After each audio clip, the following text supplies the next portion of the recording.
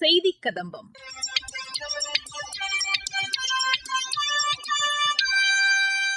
இன்றைய செய்தி கதம்பத்தில் தேனி மாவட்டத்தில் பிரதமரின் வேலைவாய்ப்பு உருவாக்க திட்டத்தின் கீழ் தொழில் தொடங்குவதற்கான கடனுதவி குறித்து எமது செய்தியாளர் தரும் செய்தி தொகுப்பு, சுதந்திர தினத்தை முன்னிட்டு 1000 ஆண்டுகள் பழமையான தஞ்சை பெரிய கோயில் மற்றும் அரியலூர் மாவட்டம் கங்கை கொண்ட சோழபுரத்தில் பிரகதீஸ்வரர் ஆலயங்களில் செய்யப்பட்டுள்ள தேசிய கொடி வண்ணத்திலான மின்விளக்கு அலங்காரம் குறித்து எமது செய்தியாளர்கள் வழங்கும் தகவல்கள் மற்றும் மத்திய அரசின் சமூக வலைதள பதிவுகள் உள்ளிட்டவை இடம்பெறுகின்றன. மத்திய அரசின் பிரதமரின் வேலைவாய்ப்பு உருவாக்கும் திட்டமான PMEGP திட்டத்தின் மூலம் கடனுதவி பெற்று கிராமப்புறங்களில் தொழில் தொடங்கி வெற்றிகரமாக நடத்தி வரும் தேனி மாவட்டத்தைச் சேர்ந்த ஒரு தொழில் முனைவோர் குறித்து எமது செய்தியாளர் வழங்கும் செய்தி தொகுப்பு. தேனி மாவட்டம் சின்னமனூர் வட்டாரத்திற்கு உட்பட்ட சுக்காங்கல்பட்டி கிராமத்தைச் சேர்ந்தவர் வெங்கடேஷ் பொன்ராஜ். இவர் கடந்த 2023ஆம் ஆண்டு முதல் சிறுதானியங்கள் மற்றும் பல்வேறு இயற்கை உணவுப் பொருட்களை அடிப்படையாக கொண்டு உற்பத்தி சார்ந்த தொழில் நிறுவனத்தை நடத்தி வருகிறார்.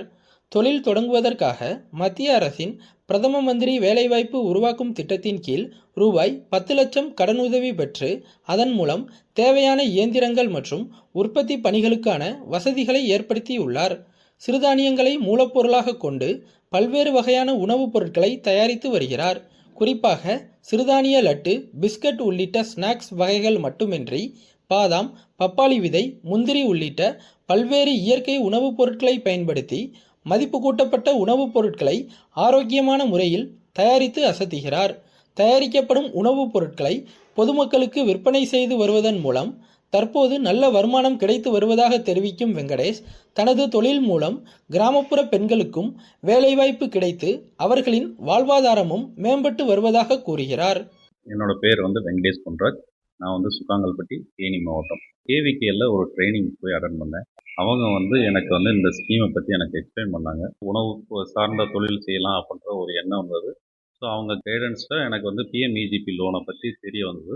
அப்ளை பண்ணேன் லோனுக்கு. ஸோ எனக்கு 10 லட்ச ரூபா லோனை சேங்க்ஷன் ஆச்சு. சிறுதானியங்கள் வச்சுட்டு ஹெல்தி ஸ்நாக்ஸ் பண்ணுறோம். மால்ட்ஸு, ஹெல்தி லட்டுஸு, நம்ம வீட்டு முறைப்படி சுத்தமான ஆரோக்கியமாக நம்ம கொடுத்துட்டு வரோம். இந்த மாதிரி சின்ன சின்ன நிறுவனங்கள் தொழில் தொடங்குறதுக்கு PMEGP, PMFME போன்ற அந்த லோன் எல்லாமே எங்களை மாதிரி ஒரு புதுசாக தொழில் தொடங்குறவங்களுக்கு ஒரு சிறப்பான ஒரு வரப்பிரசாதமாக இருக்குது.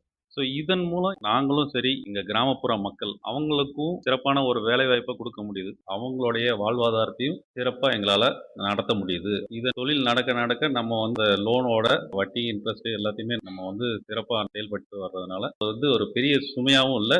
மேற்கொண்டு நமக்கு அதில் சப்சிடியும் நமக்கு கிடைச்சிடுது. ஸோ அதனால் எங்களுக்கு இந்த PMEGP லோன் மூலமாக எங்களுக்கு நல்ல ஒரு பயன் அடைஞ்சதில் ரொம்ப சந்தோஷம். சுதந்திர தினத்தை முன்னிட்டு 1000 ஆண்டுகள் பழமையான தஞ்சை பெரிய கோயிலின் நுழைவு வாயிலில் மூவர்ண மின் விளக்குகளால் அலங்கரிக்கப்பட்டு தேசிய உணர்வை பிரதிபலிப்பதாக எமது செய்தியாளர் வழங்கும் தகவல்கள். சுதந்திர தினத்தை முன்னிட்டு தஞ்சாவூர் பெரிய கோவிலின் நுழைவாயில் தேசிய கொடியின் மூவர்ணங்களை பிரதிபலிக்கும் வகையில் மின் விளக்குகளால் அலங்கரிக்கப்பட்டு இரவு நேரத்தில் கண்கவர் தோற்றத்துடன் ஜொலித்து வருகிறது. 1000 ஆண்டுகள் பழமையான தஞ்சாவூர் பெரிய கோவில் சோழர்களின் கட்டிடக்கலை மற்றும் கலை சிறப்பை உலகிற்கு எடுத்துக்காட்டும் வரலாற்று சின்னமாக விளங்கி வருகிறது. யுனெஸ்கோவின் உலக பாரம்பரிய சின்னங்களில் ஒன்றாகவும் திகழ்கிறது. இரவு நேரத்தில் தேசிய கொடியின் வண்ணங்களில் ஒளிரும் நுழைவு வாயில் தஞ்சாவூர் பெரிய கோவிலின் பிரம்மாண்டத்துடன் இணைந்து பார்ப்பவர்களின் கவனத்தை ஈர்க்கும் வகையில் அமைந்துள்ளது. இந்த ஒளி அலங்காரம் நாட்டின் சுதந்திரத்தையும் தேசிய ஒருமைப்பாட்டையும் இந்தியர்களின் தேசப்பற்றையும் பிரதிபலிக்கும் வகையில் அமைந்துள்ளது.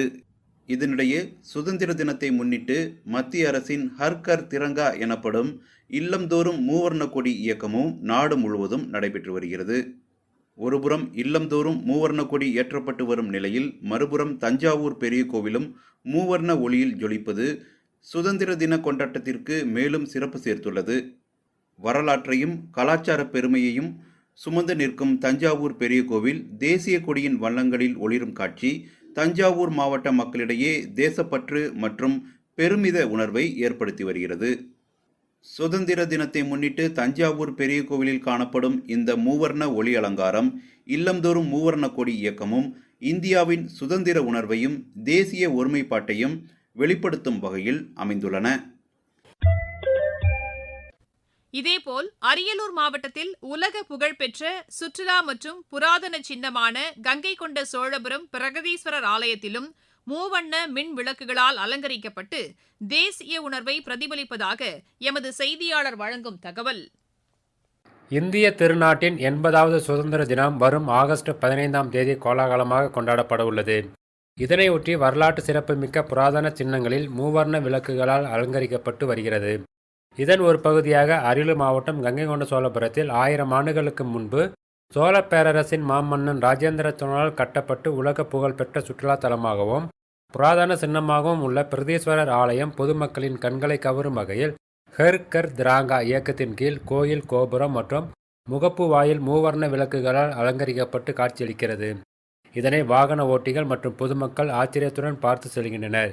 நாட்டு மக்கள் மத்தியில் தேசபக்தியை தூண்டுவதும் நமது தேசிய கொடியின் பெருமையை நினைவு கூறுவதும் இதன் முக்கிய நோக்கமாகும்.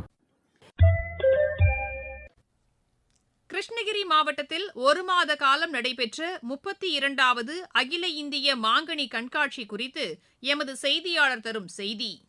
கிருஷ்ணகிரி மாவட்ட விவசாயிகள் பயன்பெறும் வகையில் ஆண்டுதோறும் அகில இந்திய மாங்கனி கண்காட்சி நடத்தப்பட்டு வருகிறது. நடப்பாண்டுக்கான 32வது அகில இந்திய மாங்கனி கண்காட்சி கடந்த ஒரு மாத காலமாக கிருஷ்ணகிரி அரசு ஆடவர் கலைக்கல்லூரியில் நடைபெற்றது. இதன் நிறைவு விழாவில் சிறந்த மாங்கனி ரகமாக மல்கோவா பங்கனப்பள்ளி தேர்வு செய்யப்பட்டு அதனை உற்பத்தி செய்த விவசாயிக்கு சிறந்த விவசாயிக்கான விருதினை மாவட்ட ஆட்சித்தலைவர் தினேஷ்குமார் வழங்கினார். தொடர்ந்து சிறந்த அரங்குகள் அமைத்த அரசு துறை அதிகாரிகளுக்கும் பாராட்டு சான்றிதழ் மற்றும் கேடயங்களை வழங்கி பாராட்டினார்.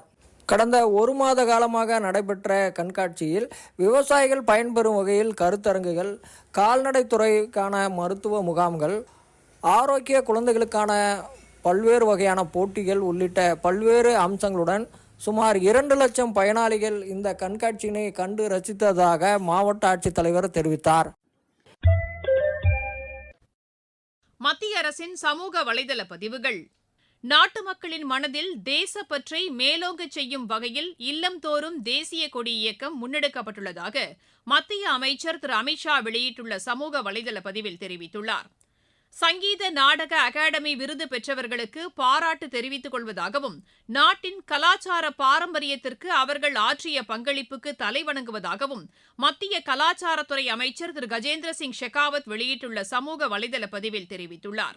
ஒருவர் உடல் உறுப்பு தானம் செய்வதன் மூலம் பலர் பயனடைய முடியும் என்று உடல் உறுப்பு தான தினத்தையொட்டி மத்திய இணையமைச்சர் திரு பிரதாப் ராவ் ஜாதவ் வெளியிட்டுள்ள சமூக வலைதள பதிவில் குறிப்பிட்டுள்ளார்.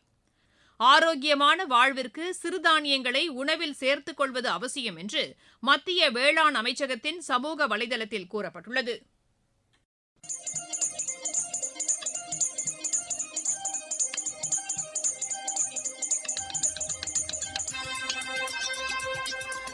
இத்துடன் இன்றைய செய்திக் கதம்பம் நிறைவு பெறுகிறது.